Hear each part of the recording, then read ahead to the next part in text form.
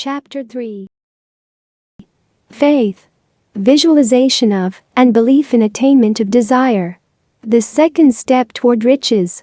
Faith is the head chemist of the mind.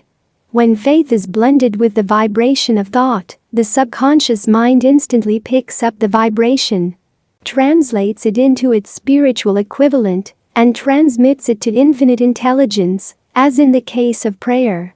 The emotions of faith, love, and sex are the most powerful of all the major positive emotions. When the three are blended, they have the effect of coloring the vibration of thought in such a way that it instantly reaches the subconscious mind, where it is changed into its spiritual equivalent, the only form that induces a response from infinite intelligence. Love and faith are psychic, related to the spiritual side of man.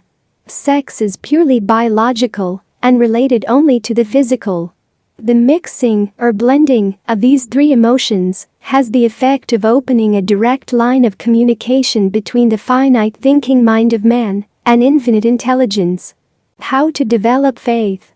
There comes, now, a statement which will give a better understanding of the importance the principle of autosuggestion assumes in the transmutation of desire into its physical or monetary equivalent, namely, faith is a state of mind which may be induced or created by affirmation or repeated instructions to the subconscious mind through the principle of autosuggestion.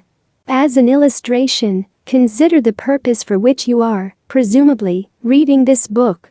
The object is, naturally, to acquire the ability to transmute the intangible thought impulse of desire into its physical counterpart, money. By following the instructions laid down in the chapters on autosuggestion and the subconscious mind, as summarized in the chapter on autosuggestion, you may convince the subconscious mind that you believe you will receive that for which you ask, and it will act upon that belief, which your subconscious mind passes back to you in the form of faith, followed by definite plans for procuring that which you desire. The method by which one develops faith, where it does not already exist, is extremely difficult to describe, almost as difficult, in fact, as it would be to describe the color of red to a blind man who has never seen color and has nothing with which to compare what you describe to him. Faith is a state of mind which you may develop at will, after you have mastered the 13 principles, because it is a state of mind which develops voluntarily, through application and use of these principles. Repetition of affirmation of orders to your subconscious mind is the only known method of voluntary development of the emotion of faith. Perhaps the meaning may be made clearer through the following explanation as to the way men sometimes become criminals. Stated in the words of a famous criminologist, when men first come into contact with crime, they abhor it. If they remain in contact with crime for a time, they become accustomed to it and endure it. If they remain in contact with it long enough, they finally embrace it and become influenced by it. This is the equivalent of saying that any impulse of thought which is repeatedly passed on to the subconscious mind is, finally, accepted and acted upon by the subconscious mind, which proceeds to translate that impulse into its physical equivalent by the most practical procedure available. In connection with this, consider again the statement, all thoughts which have been emotionalized, given feeling, and mixed with faith, begin immediately to translate themselves into their physical equivalent or counterpart. The emotions, or the feeling portion of thoughts, are the factors which give thoughts vitality, life, and action. The emotions of faith, love, and sex, when mixed with any thought impulse, give it greater action than any of these emotions can do singly. Not only thought impulses which have been mixed with faith, but those which have been mixed with any of the positive emotions or any of the negative emotions may reach and influence the subconscious mind. From this statement, you will understand that the subconscious mind will translate into its physical equivalent a thought impulse of a negative or destructive nature, just as readily as it will act upon thought impulses of a positive or constructive nature. This accounts for the strange phenomenon which so many millions of people experience, referred to as misfortune or bad luck. There are millions of people who believe themselves doomed to poverty and failure because of some strange force over which they believe they have no control. They are the creators of their own misfortunes because of this negative belief, which is picked up by the subconscious mind and translated into its physical equivalent. This is an appropriate place at which to suggest again that you may benefit by passing on to your subconscious mind any desire which you wish translated into its physical or monetary equivalent in a state of expectancy or belief that the transmutation will actually take place. Your belief or faith is the element which determines the action of your subconscious mind. There is nothing to hinder you from deceiving your subconscious mind when giving it instructions through autosuggestion, as I deceived my son's subconscious mind. To make this deceit more realistic, conduct yourself just as you would if you were already in possession of the material thing which you are demanding when you call upon your subconscious mind. The subconscious mind will transmute into its physical equivalent by the most direct and practical media available any order which is given to it in a state of belief or faith that the order will be carried out. Surely, enough has been stated to give a starting point from which one may, through experiment and practice, acquire the ability to mix faith with any order given to the subconscious mind. Perfection will come through practice. It cannot come by merely reading instructions. If it be true that one may become a criminal by association with crime, and this is a known fact, it is equally true that one may develop faith by voluntarily suggesting to the subconscious mind that one has faith. The mind comes, finally, to take on the nature of the influences which dominate it. Understand this truth, and you will know why it is essential for you to encourage the positive emotions as dominating forces of your mind, and discourage and eliminate negative emotions. A mind dominated by positive emotions becomes a favorable abode for the state of mind known as faith. A mind so dominated may, at will, give the subconscious mind instructions, which it will accept and act upon immediately. Faith is a state of mind which may be induced by autosuggestion. All down the ages, the religionists have admonished struggling humanity to have faith in this, that, and the other dogma or creed, but they have failed to tell people how to have faith. They have not stated that faith is a state of mind, and that it may be induced by self-suggestion. In language which any normal human being can understand, we will describe all that is known about the principle through which faith may be developed, where it does not already exist. Have faith in yourself, faith in the infinite. Before we begin, you should be reminded again that faith is the eternal elixir which gives life, power, and action to the impulse of thought. The foregoing sentence is worth reading a second time, and a third, and a fourth. It is worth reading aloud. Faith is the starting point of all accumulation of riches. Faith is the basis of all miracles and all mysteries which can't be analyzed by the rules of science. Faith is the only known antidote for failure. Faith is the element, the chemical which, when mixed with prayer, gives one direct communication with infinite intelligence. Faith is the element which transforms the ordinary vibration of thought, created by the finite mind of man, into the spiritual equivalent. Faith is the only agency through which the cosmic force of infinite intelligence can be harnessed and used by man. Every one of the foregoing statements is capable of proof. The proof is simple and easily demonstrated. It is wrapped up in the principle of autosuggestion. Let us center our attention, therefore, upon the subject of self-suggestion, and find out what it is, and what it is capable of achieving. It is a well-known fact that one comes, finally, to believe whatever one repeats to oneself, whether the statement be true or false. If a man repeats a lie over and over, he will eventually accept the lie as truth. Moreover, he will believe it to be the truth. Every man is what he is because of the dominating thoughts which he permits to occupy his mind. Thoughts which a man deliberately places in his own mind and encourages with sympathy, and with which he mixes any one or more of the emotions, constitute the motivating forces which direct and control his every movement, act, and deed. Comes, now, a very significant statement of truth. Thoughts which are mixed with any of the feelings of emotions constitute a magnetic force which attracts, from the vibrations of the ether, other similar or related thoughts. A thought thus magnetized with emotion may be compared to a seed which, when planted in fertile soil, germinates, grows, and multiplies itself over and over again, until that which was originally one small seed becomes countless millions of seeds of the same brand. The ether is a great cosmic mass of eternal forces of vibration. It is made up of both destructive vibrations and constructive vibrations. It carries, at all times, vibrations of fear, poverty, disease, failure, misery, and vibrations of prosperity, health, success, and happiness, just as surely as it carries the sound of hundreds of orchestrations of music and hundreds of human voices, all of which maintain their own individuality and means of identification through the medium of radio. From the great storehouse of the ether, the human mind is constantly attracting vibrations which harmonize with that which dominates the human mind. Any thought, idea, plan, or purpose which one holds in one's mind attracts, from the vibrations of the ether, a host of its relatives, adds these relatives to its own force, and grows until it becomes the dominating, motivating master of the individual in whose mind it has been housed.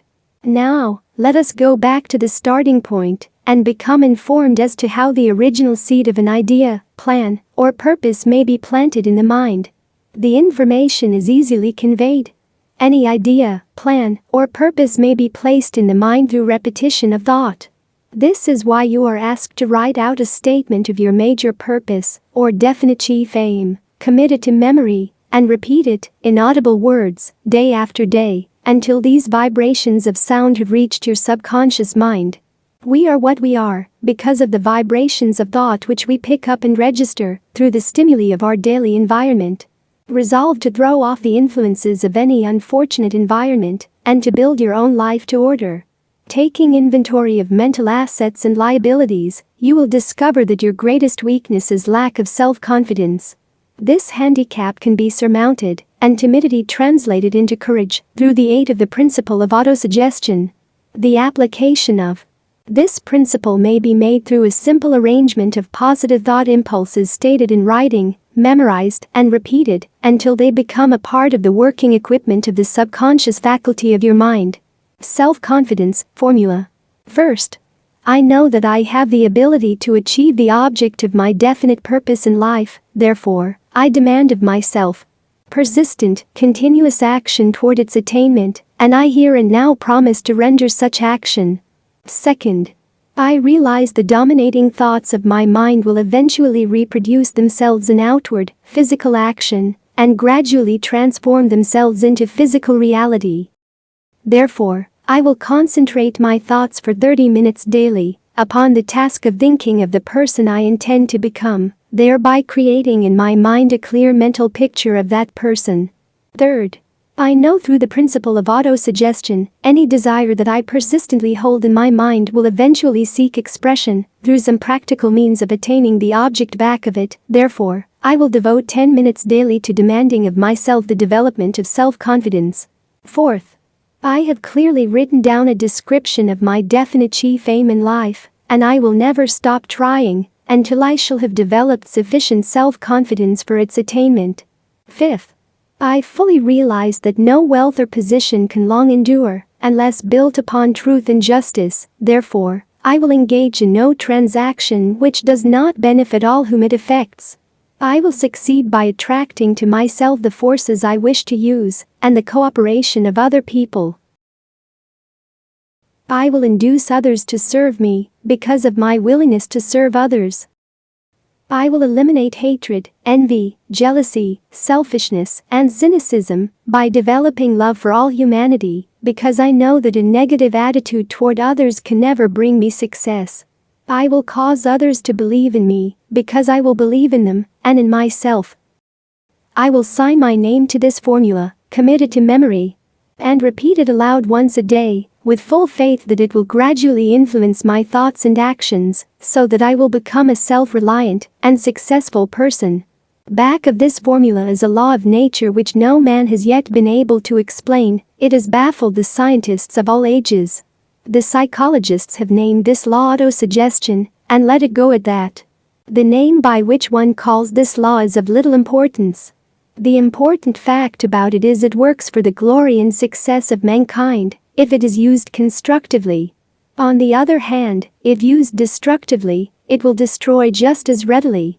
In this statement may be found a very significant truth, namely, that those who go down in defeat and end their lives in poverty, misery, and distress do so because of negative application of the principle of autosuggestion. The cause may be found in the fact that all impulses of thought have a tendency to clothe themselves in their physical equivalent. The subconscious mind, the chemical laboratory in which all thought impulses are combined and made ready for translation into physical reality, makes no distinction between constructive and destructive thought impulses. It works with the material we feed it through our thought impulses. The subconscious mind will translate into reality a thought driven by fear just as readily as it will translate into reality a thought driven by courage or faith. The pages of medical history are rich with illustrations of cases of suggestive suicide.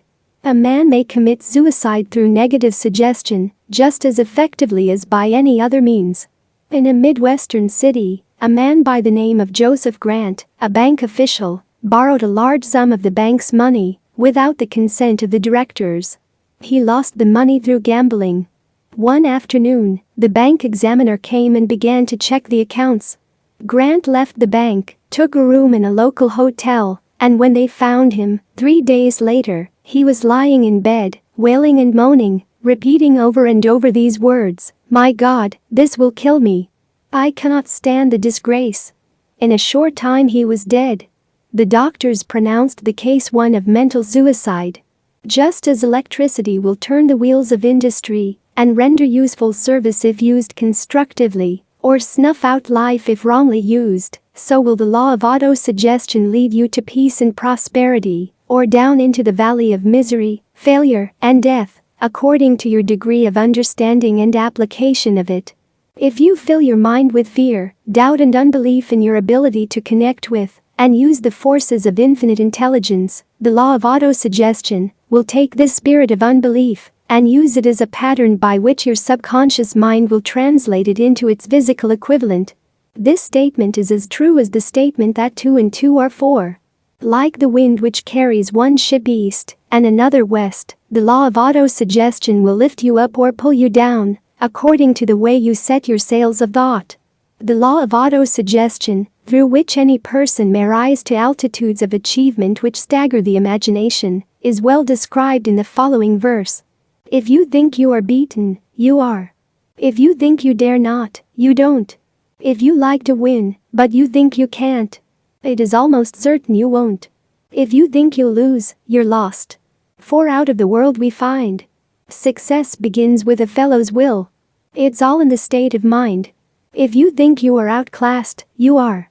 You've got to think high to rise. You've got to be sure of yourself before you can ever win a prize. Life's battles don't always go to the stronger or faster man. But soon or late the man who wins is the man who thinks he can. Observe the words which have been emphasized, and you will catch the deep meaning which the poet had in mind. Somewhere in your makeup, perhaps in the cells of your brain, there lies sleeping the seed of achievement which, if aroused and put into action, would carry you to heights such as you may never have hoped to attain. Just as a master musician may cause the most beautiful strains of music to pour forth from the strings of a violin, so may you arouse the genius which lies asleep in your brain and cause it to drive you upward to whatever goal you may wish to achieve. Abraham Lincoln was a failure at everything he tried until he was well past the age of 40. He was a Mr. Nobody from nowhere until a great experience came into his life, aroused the sleeping genius within his heart and brain, and gave the world one of its really great men. That experience was mixed with the emotions of sorrow and love.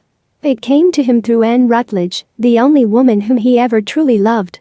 It is a known fact that the emotion of love is closely akin to the state of mind known as faith, and this for the reason that love comes very near to translating one's thought impulses into their spiritual equivalent. During his work of research, the author discovered, from the analysis of the life work and achievements of hundreds of men of outstanding accomplishment, that there was the influence of a woman's love back of nearly every one of them. The emotion of love, in the human heart and brain, creates a favorable field of magnetic attraction, which causes an influx of the higher and finer vibrations which are afloat in the ether. If you wish evidence of the power of faith, study the achievements of men and women who have employed it. At the head of the list comes the Nazarene. Christianity is the greatest single force which influences the minds of men. The basis of Christianity is faith, no matter how many people may have perverted or misinterpreted the meaning of this great force, and no matter how many dogmas and creeds have been created in its name, which do not reflect its tenets. The sum and substance of the teachings and the achievements of Christ, which may have been interpreted as miracles, were nothing more nor less than faith. If there are any such phenomena as miracles, they are produced only through the state of mind known as faith. Some teachers of religion, and many who call themselves Christians, neither understand nor practice faith. Let us consider the power of faith, as it is now being demonstrated by a man who is well known to all of civilization, Mahatma Gandhi, of India. In this man the world has one of the most astounding examples known to civilization of the possibilities of faith. Gandhi wields more potential power than any man living at this time, and this, despite the fact that he has none of the orthodox tools of power, such as money, battleships, soldiers, and materials of warfare. Gandhi has no money, he has no home, he does not own a suit of clothes, but he does have power. How does he come by that power? He created it out of his understanding of the principle of faith, and through his ability to transplant that faith into the minds of 200 million people. Gandhi has accomplished, through the influence of faith, that which the strongest military power on earth could not, and never will accomplish through soldiers and military equipment. He has accomplished the astounding feat of influencing 200 million minds to coalesce and move in unison, as a single mind. What other force on earth, except faith, could do as much? There will come a day when employees as well as employers will discover the possibilities of faith. That day is dawning. The whole world has had ample opportunity, during the recent business depression, to witness what the lack of faith will do to business. Surely, civilization has produced a sufficient number of intelligent human beings to make use of this great lesson which the depression has taught the world. During this depression, the world had evidence in abundance that widespread fear will paralyze the wheels of industry and business. Out of this experience will arise leaders in business and industry, who will profit by the example which Gandhi has set for the world, and they will apply to business the same tactics which he has used in building the greatest following known in the history of the world. These leaders will come from the rank and file of the unknown men, who now labor in the steel plants, the coal mines, the automobile factories, and in the small towns and cities of America. Business is due for a reform, make no mistake about this. The methods of the past, based upon economic combinations of force and fear, will be supplanted by the better principles of faith and cooperation. Men who labor will receive more than daily wages, they will receive dividends from the business, the same as those who supply the capital for business, but, first they must give more to their employers, and stop this bickering and bargaining by force, at the expense of the public. They must earn the right to dividends. Moreover, and this is the most important thing of all, they will be led by leaders who will understand and apply the principles employed by Mahatma Gandhi. Only in this way may leaders get from their followers the spirit of full cooperation which constitutes power in its highest and most enduring form. This stupendous machine age in which we live, and from which we are just emerging, has taken the soul out of men. Its leaders have driven men as though they were pieces of cold machinery. They were forced to do so by the employees who have bargained, at the expense of all concerned, to get and not to give. The watchword of the future will be human happiness and contentment, and when this state of mind shall have been attained, the production will take care of itself more effectively than anything that has ever been accomplished where men did not, and could not mix faith and individual interest with their labor. Because of the need for faith and cooperation in operating business and industry, it will be both interesting and profitable to analyze an event which provides an excellent understanding of the method by which industrialists and businessmen accumulate great fortunes, by giving before they try to get. The event chosen for this illustration dates back to 1900, when the United States Steel Corporation was being formed. As you read the story, keep in mind these fundamental facts, and you will understand how ideas have been converted into huge fortunes. First, the huge United States Steel Corporation was born in the mind of Charles M. Schwab, in the form of an idea he created through his imagination. Second, he mixed faith with his idea. Third, he formulated a plan for the transformation of his idea into physical and financial reality. Fourth, he put his plan into action with his famous speech at the University Club. Fifth, he applied and followed through on his plan with persistence and backed it with firm decision until it had been fully carried out. Sixth, he prepared the way for success by a burning desire for success. If you are one of those who have often wondered how great fortunes are accumulated, this story of the creation of the United States Steel Corporation will be enlightening. If you have any doubt that men can think and grow rich, this story should dispel that doubt, because you can plainly see in the story of the United States Steel the application of a major portion of the 13 principles described in this book. This astounding description of the power of an idea was dramatically told by John Lowell in the New York World Telegram, with whose courtesy it is here reprinted. A pretty after-dinner speech for $1 billion. When, on the evening of December 12, 1900, some 80 of the nation's financial nobility gathered in the banquet hall of the University Club on Fifth Avenue to do honor to a young man from out of the West, not half a dozen of the guests realized they were to witness the most significant episode in American industrial history. J. Edward Simmons and Charles Stuart Smith, their hearts full of gratitude for the lavish hospitality bestowed on them by Charles M. Schwab during a recent visit to Pittsburgh, had arranged the dinner to introduce the 38-year-old steel man to Eastern banking society. But they didn't expect him to stampede the convention. They warned him, in fact, that the bosoms within New York stuffed shirts would not be responsive to oratory, and that, if he didn't want to bore the Stillmans and Harrimans and Vanderbilts, he had better limit himself to 15 or 20 minutes of polite vaporings and let it go at that. Even John Pierpont Morgan, sitting on the right hand of Schwab as became his imperial dignity, intended to grace the banquet table with his presence only briefly. And so far as the press and public were concerned, the whole affair was of so little moment that no mention of it found its way into print the next day. So the two hosts and their distinguished guests ate their way through the usual 7 or 8 courses. There was little conversation, and what there was of it was restrained. Few of the bankers and brokers had met Schwab, whose career had flowered along the banks of the Monongahela, and none knew him well. But before the evening was over, they, and with the money master Morgan, were to be swept off their feet, and $1 billion baby, the United States Steel Corporation, was to be conceived. It is perhaps unfortunate, for the sake of history, that no record of Charlie Schwab's speech at the dinner ever was made. He repeated some parts of it at a later date during a similar meeting of Chicago bankers. And still later, when the government brought suit to dissolve the Steel Trust, he gave his own version, from the witness stand, of the remarks that stimulated Morgan into a frenzy of financial activity. It is probable, however, that it was a homely speech, somewhat ungrammatical, for the niceties of language never bothered Schwab, full of epigram and threaded with wit. But aside from that, it had a galvanic force and effect upon the 5 billions of estimated capital that was represented by the diners. After it was over and the gathering was still under its spell, although Schwab had talked for 90 minutes, Morgan led the orator to a recessed window where, dangling their legs from the high, uncomfortable seat, they talked for an hour more. The magic of the Schwab personality had been turned on, full force, but what was more important and lasting was the full-fledged, clear-cut program he laid down for the aggrandizement of steel.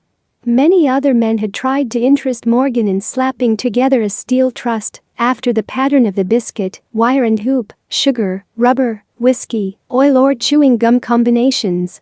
John W. Gates, the gambler, had urged it, but Morgan distrusted him. The Moore boys, Bill and Jim, Chicago stock jobbers who had glued together a matched trust into Cracker Corporation, had urged it and failed. Albert H. Gary, the sanctimonious country lawyer, wanted to foster it, but he wasn't big enough to be impressive.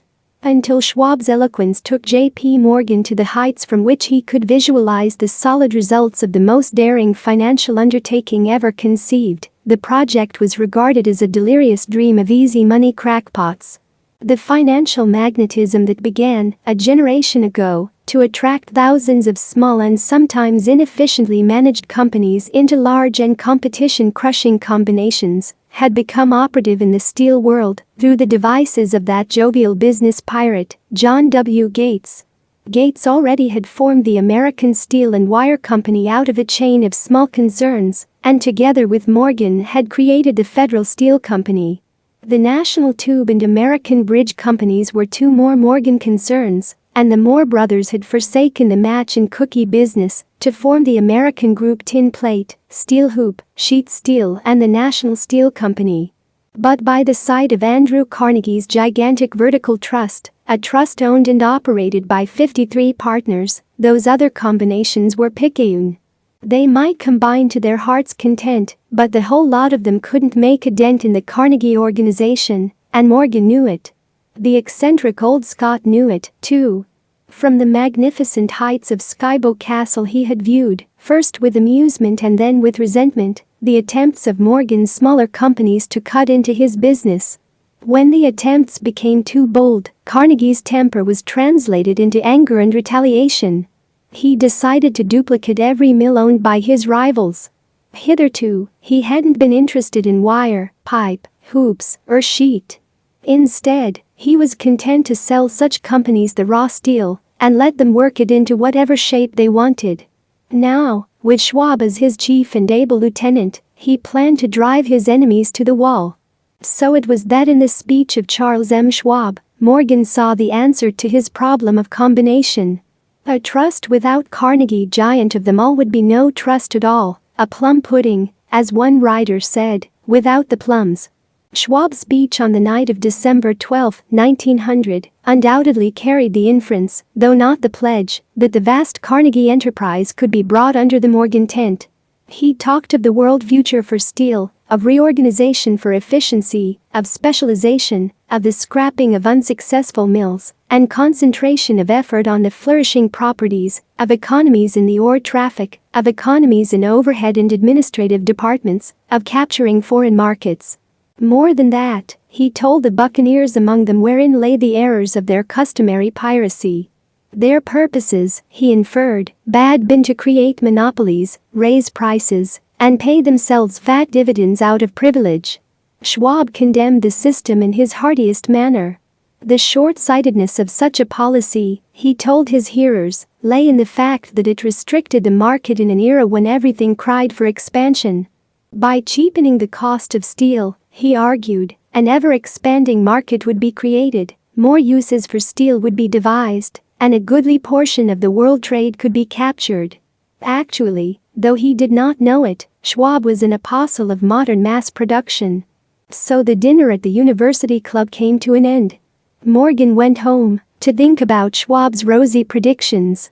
Schwab went back to Pittsburgh to run the steel business for Andrew Carnegie, while Gary and the rest went back to their stock tickers to fiddle around in anticipation of the next move.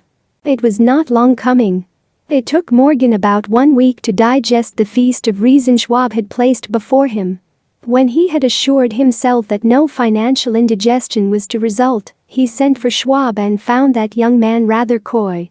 Mr. Carnegie, Schwab indicated, might not like it if he found his trusted company president had been flirting with the Emperor of Wall Street, the street upon which Carnegie was resolved never to tread.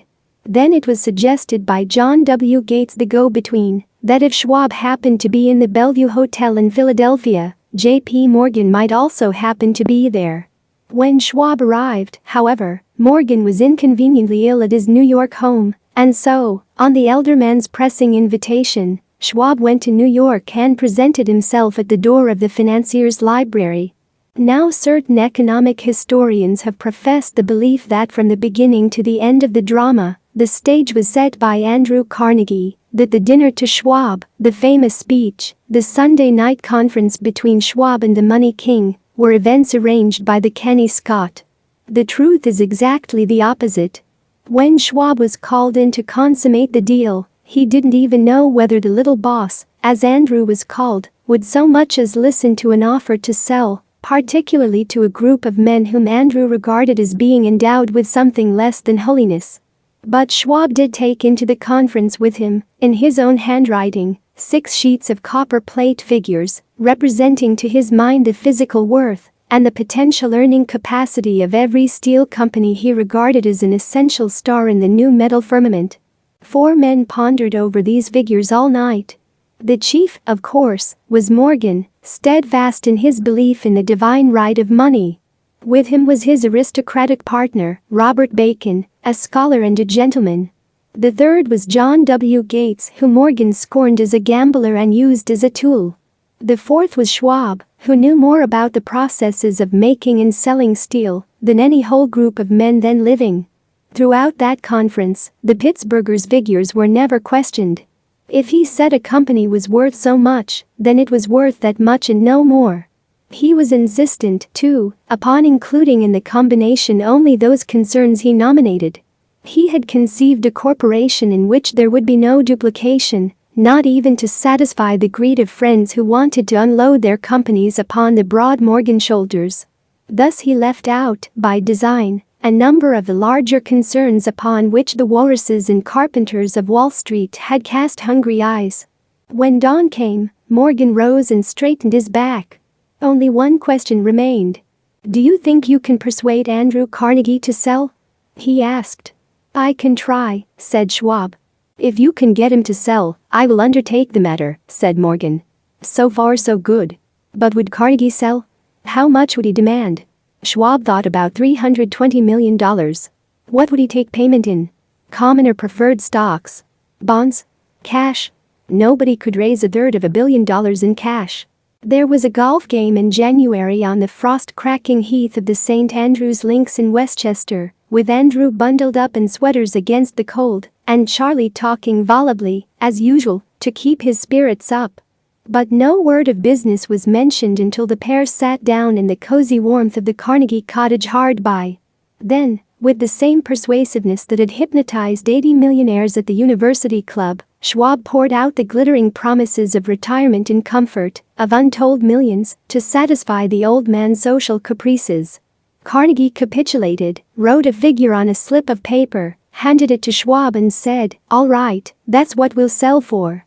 The figure was approximately $400 million and was reached by taking the $320 million mentioned by Schwab as a basic figure and adding to it $80 million to represent the increased capital value over the previous 2 years. Later, on the deck of a transatlantic liner, the Scotsman said ruefully to Morgan, "I wish I had asked you for $100 million more." "If you had asked for it, you'd have gotten it," Morgan told him cheerfully. There was an uproar, of course. A British correspondent cabled that the foreign steel world was appalled by the gigantic combination. President Hadley, of Yale, declared that unless trusts were regulated the country might expect an emperor in Washington within the next 25 years. But that able stock manipulator, Keene, went at his work of shoving the new stock at the public so vigorously that all the excess water, estimated by some at nearly $600 million, was absorbed in a twinkling. So Carnegie had his millions, and the Morgan Syndicate had $62 million for all its trouble, and all the boys, from Gates to Gary, had their millions. The 38-year-old Schwab had his reward. He was made president of the new corporation and remained in control until 1930. The dramatic story of big business which you have just finished was included in this book because it is a perfect illustration of the method by which desire can be transmuted into its physical equivalent. I imagine some readers will question the statement that a mere intangible desire can be converted into its physical equivalent. Doubtless some will say, you cannot convert nothing into something. The answer is in the story of United States Steel. That giant organization was created in the mind of one man. The plan by which the organization was provided with the steel mills that gave it financial stability was created in the mind of the same man. His faith, his desire, his imagination, his persistence were the real ingredients that went into United States Steel. The steel mills and mechanical equipment acquired by the corporation, after it had been brought into legal existence, were incidental, But careful analysis will disclose the fact that the appraised value of the properties acquired by the corporation increased in value by an estimated $600 million by the mere transaction which consolidated them under one management. In other words, Charles M. Schwab's idea, plus the faith with which he conveyed it to the minds of J.P. Morgan and the others, was marketed for a profit of approximately $600 million. Not an insignificant sum for a single idea. What happened to some of the men who took their share of the millions of dollars of profit made by this transaction is a matter with which we are not now concerned. The important feature of the astounding achievement is that it serves as unquestionable evidence of the soundness of the philosophy described in this book, because this philosophy was the warp and the woof of the entire transaction. Moreover, the practicability of the philosophy has been established by the fact that the United States Steel Corporation prospered and became one of the richest and most powerful corporations in America, employing thousands of people, developing new uses for steel, and opening new markets, thus proving that the $600 million in profit which the Schwab idea produced was earned. Riches begin in the form of thought. The amount is limited only by the person in whose mind the thought is put into motion. Faith removes limitations. Remember this when you are ready to bargain with life for whatever it is that you ask as your price for having passed this way. Remember, also, that the man who created the United States Steel Corporation was practically unknown at the time. He was merely Andrew Carnegie's man Friday until he gave birth to his famous idea. After that he quickly rose to a position of power, fame, and riches. There are no limitations to the mind except those. We acknowledge both poverty and riches are the offspring of thought.